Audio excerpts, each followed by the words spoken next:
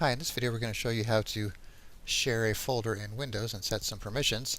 And so how we're going to do this. So right now I have a Windows 7 virtual machine running on a Windows 10 physical machine. So that's what we're going to share in between those. So on the Windows 7 computer, we'll go into Windows Explorer. And let's go to somewhere we want to add a shared folder. We'll put it on the C drive here. We'll call this actually new folder first.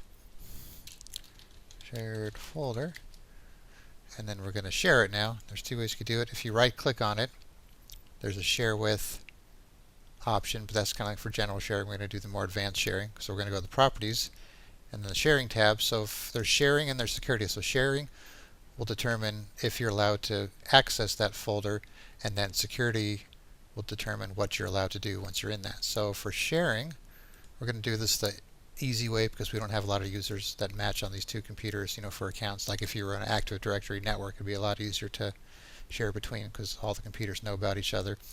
So we're just going to use the everyone user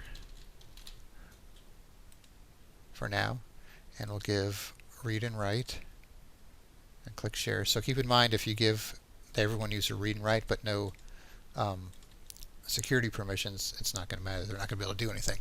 So then under the security tab, right now it shows that we have administrators have full control, the local administrators, so you can see Windows 7 / administrators, and then the local users have read and execute list and read and not write. So we're going to add, or click on edit, and we're going to add everyone to this.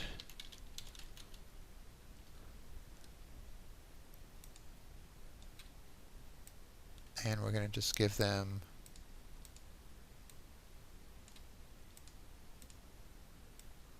read, list, read, and write.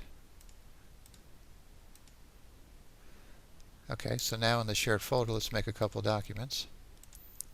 A new text document and a new Word document. Okay, so now from our Windows 10 computer, we're going to access that Windows 7 computer by // computer name or IP address and hit enter. And now you can see there's our shared folder. We could go in it and we could see we have those two documents we just made. So let's open up the text one. Let's edit that and close and save, and no problem there. So now we're going to change the permissions a little bit and go back to the Windows 7 computer, go back to that shared folder, right click it again, go to properties and security, and now we could change permissions for these local users, but we're going to do everyone because we want this applied to everyone. So we're going to edit this, and we're going to take off the right permission. Actually, we're going to deny it because I'm not logging into this computer with everyone. Technically, I'm connecting to it with my local computer account. So we're going to deny everybody the right permission, and it gives you warning if you're setting deny permissions, it'll override any allow permissions. So we'll say yes, and we'll say OK. And OK there. So now we'll go back to the shared folder. Let's go into this Word document. And let's say we're going to edit this one. Oh, actually it tells us right here we can't even edit it because it says this modification. Oops. Go back there. It's not allowed because the document is open for viewing only. So it also says up here read only also. So that takes care of that. Let's go back to our text document and see if we could change this here. And then when we go to File and Save, let's see what we get. I'm going to try and save it with the same name. Yes, we're going to replace it. And it says we do not have permission to open this file. And that's going to not let us save it. But if we try and save as a new document,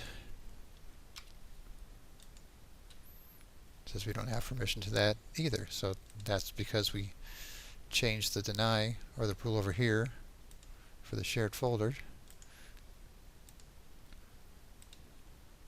for everyone to deny write. So we can't save those new files or write any new files to that shared folder. And if we were to take that off